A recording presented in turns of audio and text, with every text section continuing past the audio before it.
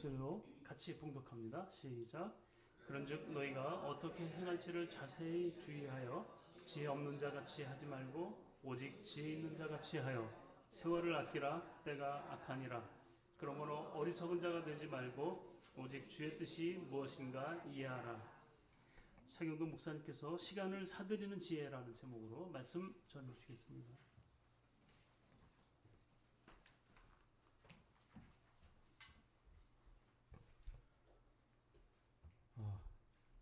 연휴 기간인데, 네, 몇몇 분들은 또 외주로 가 계신 것 같고요. 또 연휴 기간인데 또 이렇게나 많이 또 오셔서 예배드리고, 네, 다시 한번 인사하겠습니다. 잘 오셨습니다. 네, 잘 오셨습니다. 네. 돈이 없어서 못 나가는 걸 수도 있고요. 네. 시간이 좀 애매해서 안 나가는 경우도 있을 것 같고요. 아무튼 그러나 가장 가치 있는 또 시간을 여러분 보내고 있다고 생각합니다. 사랑하는 여러분, 요즘도 우리 입에서 자주 나가는 말들이 있죠. 바빠요. 바빠요. 너무 바빠서 정신이 없네요. 시간이 없네요. 지금은 도저히 여유가 없어서 다음에 할게요. 뭐 이런 등등 얘기 참 많이들 하고 또 많이들 듣고 계시자 생각합니다.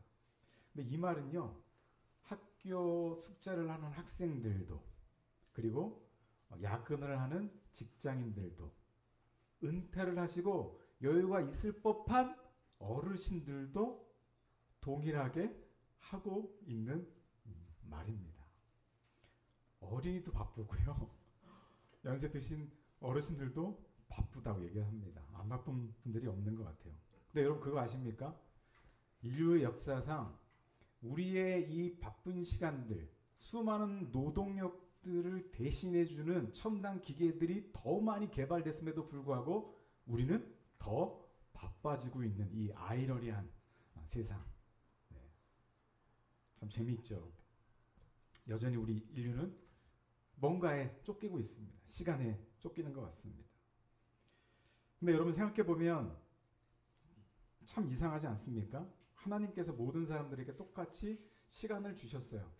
전 세계 시가총액 1위인 엔비디아 2026년 기준으로 6,340조 원 정도 된다고 합니다. 그 1위 기업의 CEO인 젠슨 황에도 24시간이 주어져 있고, 보통 일반 시민들에게도 똑같이, 어린아이에게도 똑같이 24시간이 주어져 있습니다. 단 1초도 다르지 않습니다. 근데 어떤 사람은 세월이 갈수록 이 삶이 단단해지는 사람이 있습니다. 믿음도 깊어지고요. 반면에 어떤 사람은 5년, 10년 그 이유가 되더라도 늘 영적 상태가 제자리인 것처럼 느껴집니다. 여러분 그 결정적인 차이가 어디서 오는 걸까요? 시간의 양이 부족해서가 아닙니다. 시간을 대하는 태도와 시선이 다르기 때문에 그렇습니다. 얼마 전에 어느 교수님의 책을 읽었어요. 건축가 교수님이. 네. 그 책에서 제 마음에 깊이 남은 한 문장을 만났습니다. 시간은 쓰는 것이 아니라 쌓이는 것이다. 이 말은 뭐 책의 내용이 여러 가지 내용이 있지만 그 부분을 좀 요약해 보면 이런 겁니다. 우리가 흔히 시간을 소비의 대상으로 보는데 이 시각은 서구적 또 근대적 관점이라는 거예요. 근데 그런 어떤 소비하는 대상에서 벗어나서 시간이 공간 속에 겹겹이 흔적으로 남겨져 가치를 만들어내는 이 축적의 대상임을 강조하는 그런 표현입니다. 즉 우리는 일상적으로 시간을 효율적으로 쓴다고 말하며 시간을 아끼고 소비해야 할 자원으로 우리는 시간을 대한다는 것이죠. 하지만 이 건축과 공간의 관점에서 시간은 사라지는 것이 아니라 그곳을 거쳐간 사람들의 삶, 사건, 또 기후의 변화를 통해서 고스란히 공간에 저장된다는 것입니다. 오늘 저는 이 세상의 지혜가 담긴 한 문장을 위대한 하나님의 말씀 앞에 내려놓고 함께 답을 찾기를 원합니다. 자, 신앙도 인생도 또 성숙도 결코 하루아침에 요술처럼 완성되지 않습니다.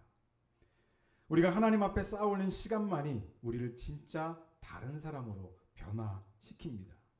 하나님은 바로 그 쌓인 시간을 통로로 삼아서 일하시기 때문에 그렇습니다. 오늘 본문을 통해서 이 사도 바울이 선포하는 이 시간을 대하는 가장 강력한 하늘의 지혜를 함께 나누기를 소망합니다. 첫 번째로 성경은 시간을 사드리라고 말씀합니다. 자, 오늘 본문 에베소서 5장 15절로 17절인데 짧게 읽었지만 다시 한번 읽도록 하겠습니다. 시작. 그런즉 너희가 행할지를 오직 지혜 있는 자 같이 하여 세월을 아끼라. 때가 악하니라. 그러므로 어리석은 자가 되지 말고 오직 주의 뜻이 무엇인가 이해하라. 여러분, 바울이 이 편지를 에베소 교회에 썼지요. 자, 에베소는 당시 어떤 지역이었습니까? 로마 제국 가운데서도 가장 분주하고 바쁜, 가장 변화무쌍한 그런 도시 중에 하나였습니다. 사람들은 바쁘게 살았어요. 또 쾌락이 넘쳤습니다. 우상 숭배와 향락 문화가 도시를 가득 채웠습니다. 그 한복판에서 바울은 얘기합니다. 세월을 아끼라. 자, 여기서 아끼다라는 말은 헬라어로 엑사고라조라는 뜻입니다. 이 단어는 어떤 뜻이냐면 시장에서 값을 치르고 되사다라는 뜻입니다. 값을 지불하고 확보하는 것, 의도적으로 붙잡는 것을 의미한다는 것이죠. 이 의미가 가장 피부로 와닿는 최근의 사건이 하나 있습니다. 여러분이 잘 아시죠? 얼마 전에 이스라엘과 이란이 대충돌을 일으켰습니다. 자, 그 결과 세계 원유 수급에 비상이 걸렸죠. 지금도 그 여파는 계속되고 있습니다. 자원이 부족한 대부분의 나라가 발을 동동 구르면서 점점 급등할 수밖에 없었지요. 하지만 감사하게도 우리나라는 몇몇 산유국과의 긴밀한 협력 때문에 필요한 원유를 미리 다량으로 확보할 수 있었습니다. 즉 바울은 시간을 절약하라고 말한 것이 아닙니다. 우리 정부가 위기 속에서 대가를 지불하고 원유를 확보했듯이 여러분 생각해 보십시오. 시간이 많다고 원유가 확보됩니까? 돈이 많다고 원유가 확보됩니까? 아니죠. 자, 어떤 외교적 방법, 여러 가지 지혜를 통해서 이것을 확보했듯이 우리도 흘러가는 이 시간 속에서 대가를 지불하고 하나님의 기회를 사야 한다는 것입니다. 즉 시간을 의도적으로 사들이라. 흘러가도록 놔두지 말고 붙잡아서 내 것으로 만들어라 라는 뜻입니다. 그렇다면 바울이 말한 때가 악하다는 것은 구체적으로 무슨 뜻일까요? 당시 에베소는 거대한 아르테미스 신전이 있었습니다. 도시 전체가 음란한 축제, 돈을 숭배하는 비즈니스, 그리고 감각적인 쾌락의 흐름으로 밤낮 없이 일렁거렸습니다. 그곳에 살던 성도들이 아무런 의도 없이, 아무런 영적 긴장감 없이 아침에 눈을 뜨면 어떻게 되었을까요? 눈을 뜨자마자 그 광경이 펼쳐졌겠죠. 가만히 숨만 쉬고 있어도 이 에베소라는 이 거대한 세상의 조류가 그들의 시선과 마음 그리고 귀한 시간을 쾌락과 우상 숭배의 소용돌이 속으로 휩쓸고 가버렸습니다. 여러분, 악한 세상은요 결코 중립적이지 않습니다. 내버려 두면 이 세상의 악한 흐름이 우리의 시간을 강탈해 갑니다. 우리가 영적으로 깨어 의도적으로 대가를 지불하지 않으면 하나님이 주신 이 거룩한 시간은 반드시 세상의 조류를 따라서 하루하루 새어 나가게 될 것입니다. 사랑하는 성도 여러분, 그래서 바울은 시간을 그냥 아끼라고 하지 않고 값을 치르고 사드리라. 엑사고라쇼. 사드리라고 그렇게 명한 것입니다. 세상이 빼앗아가려는 그 세월 속에서 내 몫의 믿음의 시간을 툭 떼어서 하나님께 드리는 대가를 지불하라는 것입니다. 그렇다면 이 시간을 사들이는 지혜는 우리 일상에서 어떻게 나타날까요? 거창한 것이 아닙니다. 아주 작고 사소한 영적 습관을 내 삶에 의도적으로 붙잡는 것에서부터 시작이 됩니다. 여러분, 항공 마일리지를 잘 아실 겁니다. 마일리지는 결코 한 번에 크게 쌓이지 않습니다. 비행기를 한두 번 탄다고 해서 유럽 항공권이 주어지는 것도 아닙니다. 하지만 한 걸음, 두 걸음 꾸준히 적립하다 보면 어느 날 보너스 항공권이라는 달콤한 보상이 찾아오죠. 사실 저는 해외 출장이 잦은 편이 아니라 마일리지와는 좀 거리가 먼 사람입니다. 그런데 단기 선교를 가거나 또 어쩌다 기회가 생겨서 교회 스태프들하고 또 해외 집회를 다녀올 때처럼 특별한 계기로 제법 큰 마일리지가 정리되었을 때가 있었습니다. 그 뒤로 한동안 해외 나갈 일이 없다 보니까 그 포인트들을 고스란히 묵혀두게 되었죠. 근데 몇 년 전 이 항공사 마일리지의 10년의 유효기간이 생겼다는 뉴스를 보게 되었습니다.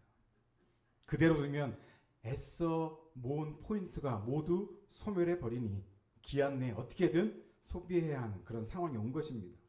결국 울며 겨자 먹기로 항공사 인터넷 몰에서 꼭 필요하지 않은 물건들을 고르기 시작했습니다. 그렇게 마일리지를 털어내고 나니까 제 방에는 쓰지도 않는 텀블러만 무려 대여섯 개가 진열되게 되었습니다. 선택 품목이 워낙 좁다 보니까 나중에 다 그것을 또 다른 사람하고 공유를 했긴 했습니다. 여러분, 이 마일리지라는 것은 내가 인식하지 못하는 사이에도 조용히 쌓이고 있습니다.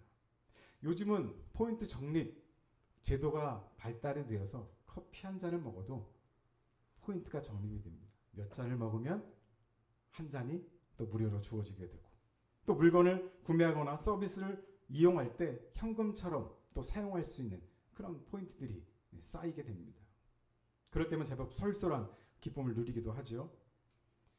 여러분, 우리의 신앙도 마찬가지입니다. 하루에 10분의 기도, 하루 한 단락의 말씀 묵상, 하루 한 줄의 감사 기도. 당장 눈앞에는 아무런 변화가 없어 보입니다. 어제와 오늘이 똑같아 보이고 나의 영성이 제자리 걸음을 걷는 것만 같습니다. 그러나 기억하십시오. 그 믿음의 시간은 결코 사라지지 않습니다. 하나님 앞에 차곡차곡 쌓이고 있습니다. 우리가 기도의 자리를 지킨 그 무명의 시간들, 하나님 앞에 드렸던 묵상의 눈물들은 하늘의 보좌의 마일리처럼 고스란히 쌓이고 있다는 사실입니다.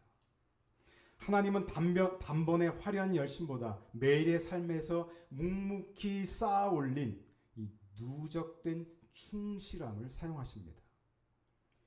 그런데 여러분, 이 마일리지의 원리에는 한 가지 두려운 진실이 있습니다. 마일리지는 나도 모르는 사이에 조용히 쌓이듯 우리가 무의식 중에 흘려보내는 시간 역시 나도 모르는 사이에 인생에서 영영 사라지고 있다는 사실입니다. 밤에 잠들기 전에 5분만 볼까? 하고 핸드폰을 켭니다. 근데 정신을 차려보니까 어느새 30분, 1시간이 훌쩍 지나버립니다. 무언가 특별한 정보를 얻는 것도 아니고 깊은 휴식을 취한 것도 아닌데 몸과 마음은 여전히 피곤합니다. 시간은 분명히 흘렀는데 손에 남는 것이 없는 허탈함. 아마 우리 모두 자주 경험하는 일일 것입니다. 스마트폰 자체가 나쁘다는 것이 아닙니다. 그것을 통해 가족과 소통하고 유익한 정보를 얻고 때로는 지친 하루에 짧은 위로를 얻기도 합니다. 문제는 우리가 의도하지 않은 채 시간을 흘려보내는 습관에 있습니다. 소비된 시간이 반드시 나쁜 것만은 아닙니다. 쉼과 회복을 위한 시간도 있습니다. 문제는 그것이 습관이 될 때입니다.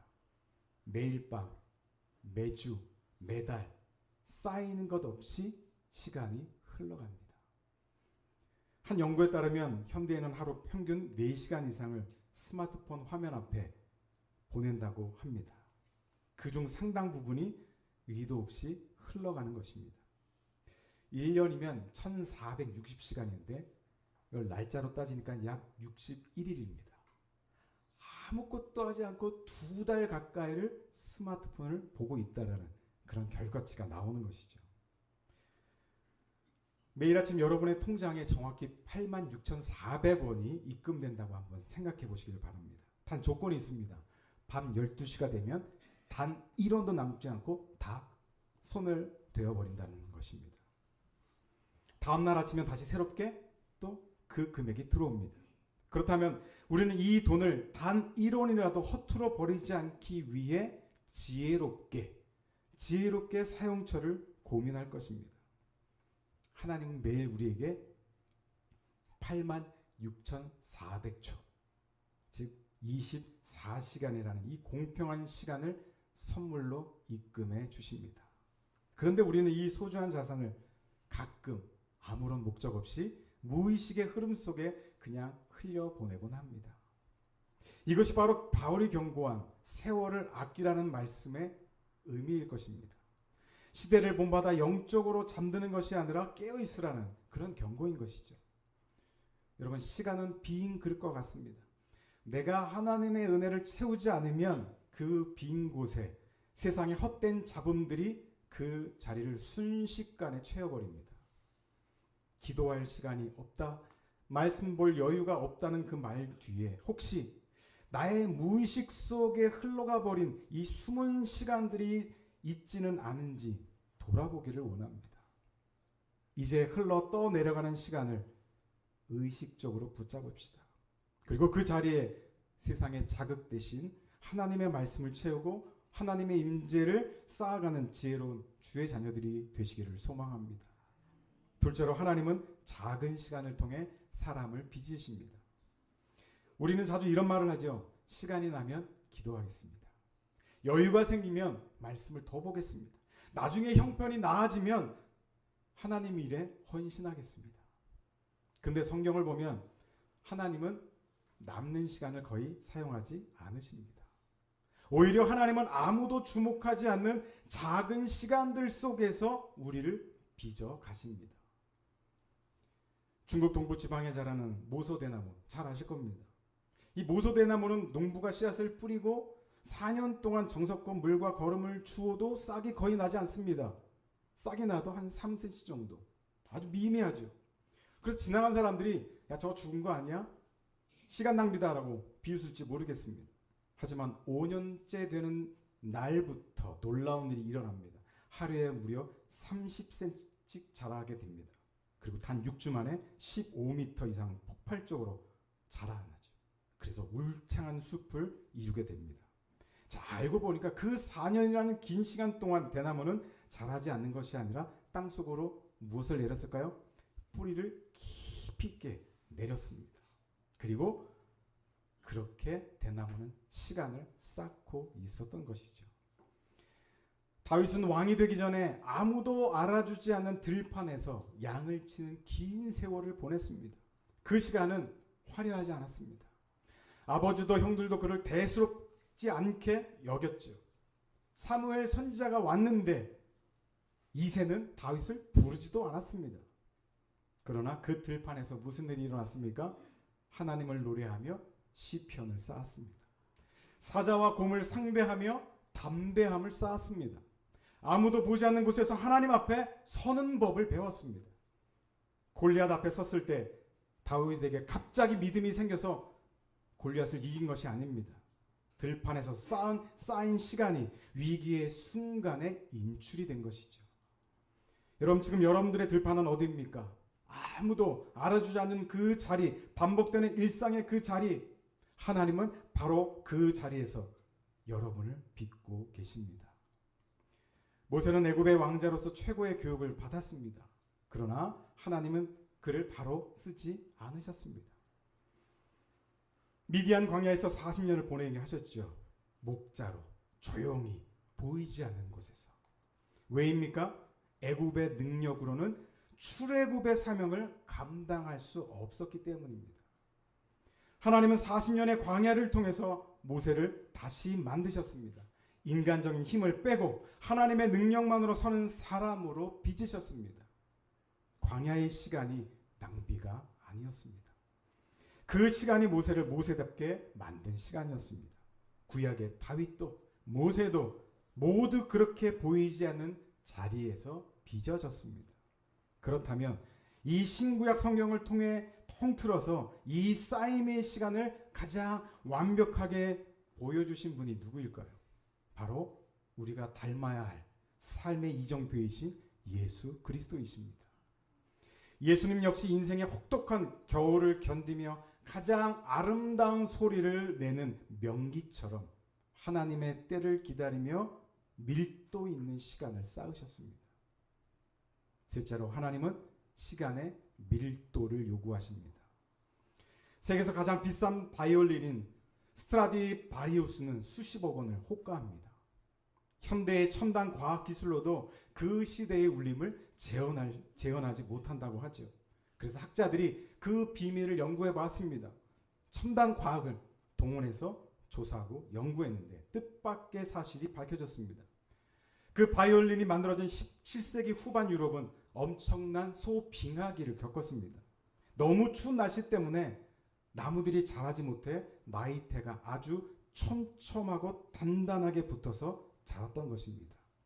혹독한 추위 속에서 수십 년간 웅크리며 천천히 밀도를 쌓은 나무였기에 세상에서 가장 아름다운 소리를 내는 악기가 되었던 것이죠. 그 밀도 있는 삶을 가장 잘 보여주시는 분이 예수 그리스도이십니다. 예수님의 공생애는 3년이었습니다. 그런데 그 3년 이전에 30년이라는 시간이 있었습니다. 성경은 그 30년을 거의 기록하지 않았습니다.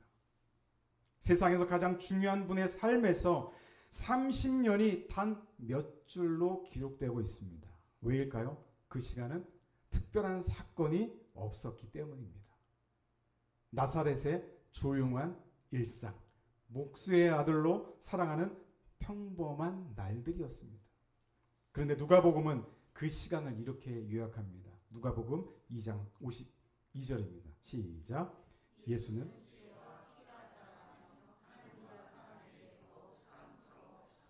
아멘. 자라가며 이 단어는 꾸준히 점진적으로 계속해서 성장한다라는 뜻입니다. 한순간에 폭발적으로 성장한 것이 아닙니다. 날마다 해마다 쌓아 가셨습니다. 지혜가 자라셨습니다. 하나님 앞에서의 깊이가 더해지셨습니다. 사람과의 관계에서 신뢰가 쌓였습니다. 30년의 준비 기간이 있었기에 3년의 공생애가 온 세상을 바꿀 수가 있었습니다. 하나님은 준비의 시간을 낭비하지 않으십니다. 우리는 빨리 쓰임 받기를 원합니다. 빨리 성장하고 빨리 열매를 맺고 그래서 모든 것이 빨리 다 이루어지기를 원합니다. 그래서 우리 한국 민족을 빨리빨리 민족, 좋은 말로 하면 효율이 좋은 민족 뭐 이렇게도 묘사를 하고 있는데요. 그러나 하나님은 먼저 쌓기를 원하십니다. 깊어지기를 원하십니다. 여러분 그거 아십니까? 예수님도 그 과정을 똑같이 밟으셨다는 사실을요.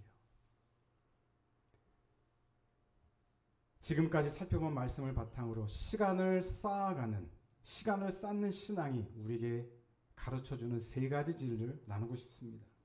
첫 번째 진리입니다. 위기의 순간에 인출되는 것은 그날의 믿음이 아닙니다. 2009년 미국 뉴욕 허드슨강에 승객 155명을 태운 여객기가 불시착한 사건이 있었습니다. 셋다와 충돌해서 양쪽 엔진이 갑자기 멈춰서 버린 것이죠. 절체절명의 위기였습니다. 하지만 체슬리 설리번거 기장은 단 208초 만에 차분하게 판단하여 강물 위로 안전하게 비행기를 안착시켰습니다. 그리고 승객 전원은 무사히 구조가 되었습니다. 기자들이 그에게 묻습니다. 어떻게 그 짧은 순간에 그런 기적 같은 대처를 할 수 있었습니까? 그러자 셜리 기장은 이렇게 답했습니다. 그것은 208초 만에 일어난 기적이 아닙니다. 내가 42년 동안 비행을 하며 쌓아온 모든 비행 시간과 경험이 그 208초 동안 한꺼번에 인출된 것입니다. 맞습니다. 위기의 순간에 인출되는 것은 그날 아침에 급하게 짜낸 믿음이 아닙니다. 평소에 들판에서 광야에서 묵묵히 쌓아두었던 하나님의 관계가 위기의 순간에 단 몇 초 만에 인출되는 것입니다. 오늘 우리가 드리는 이 평안한 날의 예배와 기도가 내일의 삶의 폭풍이 몰아칠 때 우리를 살리는 인출 자산이 될 줄로 믿습니다. 골리앗 앞에 선 다윗은 그날 갑자기 용감해진 것이 아닙니다. 들판에서 쌓인 시간이 그 순간에 나타난 것입니다. 사랑하는 여러분, 우리의 삶에도 위기는 찾아옵니다. 많은 사건들이 어떻게 보면 줄을 서서 우리를 기다리는 것만 같은 그런 불안한 마음이 또 들기도 합니다. 질병도 찾아오죠. 상실의 아픔도 겪지요.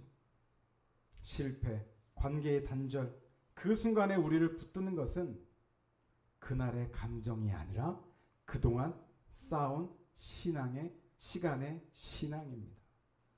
오늘 쌓는 말씀과 기도가 내일의 위기를 준비하는 것입니다. 두 번째 진리입니다. 아무도 알아주지 않는 시간도 하나님 앞에서는 사라지지 않습니다. 다윗의 들판에 아무것도 없었습니다. 모세의 광야에도 아무도 없었습니다. 예수님의 30년을 기록한 사람도 없었습니다. 그러나 하나님은 보고 계셨습니다. 우리가 아무도 알아주지 않는다고 느끼는 시간, 숨어서 드리는 기도, 조용히 읽은 말씀 한 줄, 그것은 하나님 앞에서 지워지지 않습니다. 하나님의 장부에 정확하게 기록이 됩니다. 세 번째 진리입니다. 하나님은 결과보다 과정에서 사람을 빚으십니다. 우리는 결과를 원하죠. 기도하면 바로 응답되기를, 섬기면 바로 열매를 보기를 원합니다. 그러나 하나님의 관심은 결과보다 우리 자신에게 있습니다. 쌓이는 시간 속에서 우리의 성품이 다듬어지고 우리의 믿음의 뿌리를 내립니다. 하나님은 무엇을 이루었냐 보다도 무엇이 되었느냐, 어떤 사람이 되었느냐, 이것을 보십니다. 사랑하는 성도 여러분, 오늘 하나님은 우리에게 묻고 계십니다. 너는 지금 너에게 주어진 시간을 어떻게 대하고 있느냐? 의미 없이 흘려보내고 있습니까? 마지못해 견디고 있습니까? 아니면 주님 앞에서 차곡차곡 쌓고 있습니까? 기억하십시오. 대가를 지불하지 않으면 세월은 반드시 이 악한 시대의 조류에 휩쓸려 가버리게 말고 됩니다. 시간을 사들이는 지혜는 나중에 여유가 생기면 하겠다는 막연한 미움이 아닙니다. 지금 내 삶의 가장 분주한 자리에서 세상의 자극을 향해 달리던 시선을 멈추고 마음의 잡음을 과감히 끌어내는 거룩한 영적 결단을 감행하는 것입니다. 하나님은 우리에게 한꺼번에 인생 전체를 완벽하게 바꾸라고 요구하지 않으십니다. 오늘 당장 세상에게 무의식적으로 빼앗기던 그 시간의 물줄기를 돌려 주님을 향한 우선순위의 시간으로 값을 치르고 되사오시기를 바랍니다. 하루를 시작하며 세상의 소식을 접하기 전 가장 먼저 주님의 말씀을 마음에 품는 마중물의 시간, 분주한 일과 속에서 잠시 숨을 고르고 의식적으로 주님의 이름을 부르는 머무름의 시간, 하루를 마감하며 거친 세상의 염려를 내려놓고 하나님의 은혜를 기억하며 감사하는 매듭의 시간. 잘 띄워주셨네요. 같이 한번 읽어볼까요? 1번부터 시작.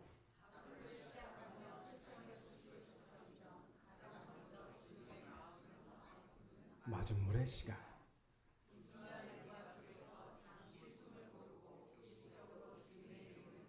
머무름의 시간,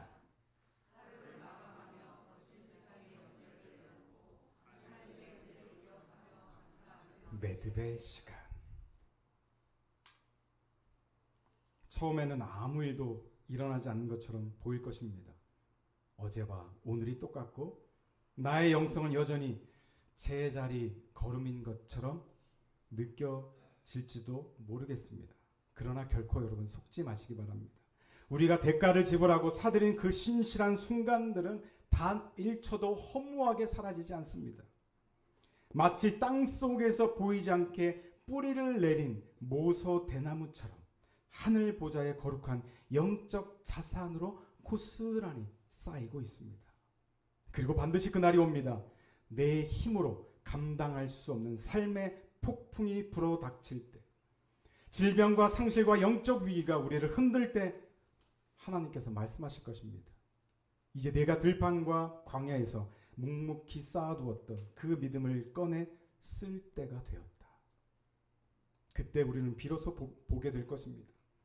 아무도 알아주지 않던 골방에서 주님을 바라보았던 그 짧은 순간들이, 눈물로 버텨낸 일상의 무명의 시간들이 위기의 순간에 나를 살리고 교회를 붙드는 가장 강력한 방패가 되었음을 말입니다. 성도 여러분, 흘려 떠내려가는 세상의 시루 속에서 가만히 앉아서 시간을 잃어버리시겠습니까? 아니면 대가를 지불하고 영원한 시간을 사들이시겠습니까? 오늘 결단합시다. 세상에 빼앗기던 나의 이 아까운 시간의 주권을 이제 예수의 이름으로 당당하게 찾아옵시다.